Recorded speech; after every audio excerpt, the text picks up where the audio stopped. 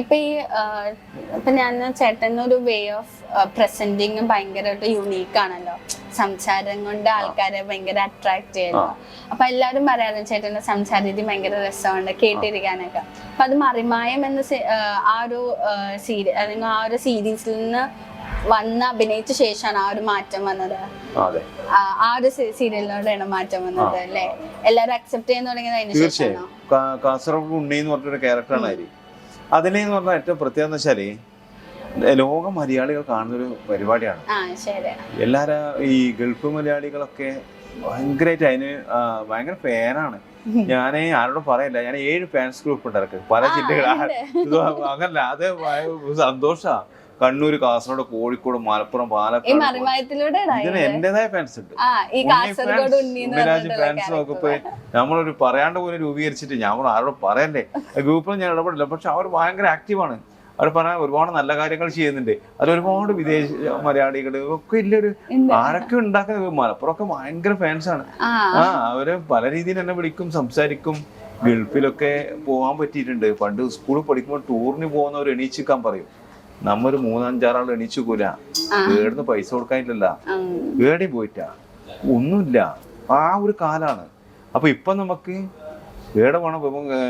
Kuwait പോയി, ദുബായിൽ പോയി, ഇനിയിപ്പോ ഈ മാസം 24 ഖത്തറില്. അങ്ങനല്ല, നമുക്ക് ഈ കല കൊണ്ട് അന്ന് മനസ്സിലെ കല കൊണ്ട് നടന്നുകൊണ്ടല്ലേ അത് മാറ്റാതെ അല്ല അതിനോട് ചേർത്ത് പിടിച്ച് നെഞ്ചോട് ചേർത്ത് പിടിച്ച ആളാണ്. അത്രമാത്രം ജീവനോടെ ഇഷ്ടത്തോടെ അതിനോട് സമീപിച്ചുകൊണ്ടായിരിക്കാം ഒരുപക്ഷെ നിങ്ങളെ മുമ്പിൽ ഇരിക്കാൻ പറ്റിയതോ 2 വർത്താനം പറയാൻ പറ്റും, അല്ല സിനിമ ബിഗ് സ്ക്രീനിലൊക്കെ കാണാൻ പറ്റും. വലിയൊരു ആഗ്രഹമൊന്നും ഉണ്ടായിട്ടില്ല, അല്ല ഒരു സിനിമ ആഗ്രഹിച്ചില്ല. കാരണം നമുക്ക് പറ്റുള്ളവർക്ക് മാറി നിന്നിട്ടുണ്ട്. അപ്പൊ എന്തോ ഭാഗ്യത്തിന് അങ്ങനെ യാത്ര ചെയ്തിട്ടുണ്ട്. കലോത്സവ വേദികൾ 25 കൊല്ലാണ്. മൈമ്, നാടകം, സ്കിറ്റൊക്കെ പഠിപ്പിച്ച ഒരാളാണ്. എത്രയോ കേരളത്തിലെ എല്ലാ ജില്ലയിലും ഞാൻ നാടകം പഠിച്ചു. സ്റ്റേറ്റിൽ എത്ര 20 തവണ സ്റ്റേറ്റിൽ 20 വർഷം തുടർച്ചയായിട്ട് സമ്മാനം മേടിച്ചോടെ. ഇതൊക്കെ ഇപ്പൊ കാണുന്ന ഉണ്ണിയല്ലേ, യാത്ര ചെയ്ത ഒരാളാണ്. അപ്പൊ ഒരുപാട് കാര്യങ്ങൾ അത് ഇഷ്ടാ. കുട്ടികളോട് പഠിപ്പിക്കല്, കുട്ടികളെ അതൊന്നും അറിഞ്ഞിട്ടൊന്നുമില്ല, അക്കാഡമിക് ഒന്നും അറിവൊന്നുമില്ല. പക്ഷെ ഒരു സാധനം ചെയ്ത സ്റ്റേറ്റിൽ സമ്മാനം എത്രയോ തവണ 1 സമ്മാനം കിട്ടിയിട്ടുണ്ട്. അത് തുറന്നു പറഞ്ഞതല്ലേ. ഒരുപാട് പല ജില്ലകളും, പത്തനംതിട്ട, കോഴിക്കോട് ജില്ല, കാസർഗോഡ് ജില്ല, കണ്ണൂർ, അങ്ങനെ ഒരുപാട് സ്റ്റേറ്റിലൊക്കെ സമ്മാനം. അതിൻ്റെ ഒരു എനർജിയാണ്. ഒരുപക്ഷെ എന്തെങ്കിലും ഒരു ക്യാരക്ടർ ചെയ്യുമ്പോൾ പെട്ടെന്ന് നമുക്ക് അങ്ങനെ അധികം അതിന് കുറേ ദിവസങ്ങളോ സംഭവമൊന്നും വേണ്ട. ഒരു കൈക്കോട്ടെടുത്ത് കളക്കാൻ പറഞ്ഞാൽ അവിടെ മൊത്തം കളിച്ചിട്ട് കൊടുക്കും. കാരണം ഈ പണി നമ്മൾ എടുത്തതാണ് അല്ലേ. അല്ലെങ്കിൽ നമ്മളെ പെയിന്റ് അടിക്കണം എന്ന് പറഞ്ഞാൽ ഇതിനൊക്കെ ഒരു പടത്തിന് പെയിന്ററാണ്. അപ്പൊ ആ പടത്തിലെ അസോസിയേറ്റ് ഡയറക്ടർ എന്നോട് പറഞ്ഞു, നമ്മുടെ ആർട്ടിസ്റ്റ് പെയിന്റ് അടിക്കുന്ന ബ്രഷ് പിടിക്കുന്നത് വളരെ കറക്റ്റായിട്ട് ചെയ്യണം, അല്ലെങ്കിൽ ക്യാമറയിൽ ഭയങ്കരമായിട്ട് പ്രശ്നം ഉണ്ടാവും എന്നൊക്കെ പറഞ്ഞു. അപ്പൊ ഞാനൊന്നും പറയാൻ സമ്മതിച്ചില്ല.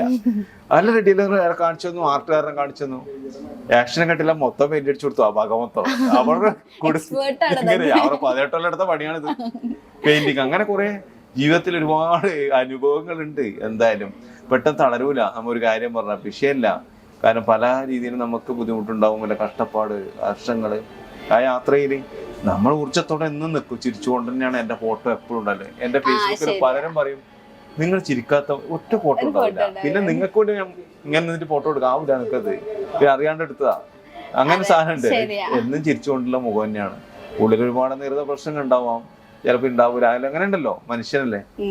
അപ്പൊ യാത്ര സന്തോഷം നിറഞ്ഞാണ്. ഒരുപാട് സിനിമകൾ ചെയ്യാൻ ഒരു ഭാഗ്യം കിട്ടിയിട്ടുണ്ട്. കമൽ സാറിനെ പോലത്തെ ലെജൻഡ് ഡയറക്ടർ കൂടെ 2 പടം ചെയ്ത് അങ്ങനെയുള്ള കമൽ സാർ വിളിക്കും എന്ന് പറയുന്നത് നമ്മളെ സംബന്ധിച്ച് നമ്മൾ കമൽ സാറിനെ പണ്ട് ഇഷ്ടം പോലെ കണ്ട് വളർന്ന ആ ടൈം 90 കാലഘട്ടത്തിൽ ഒരുപാട് സിനിമകൾ കണ്ടാണ്.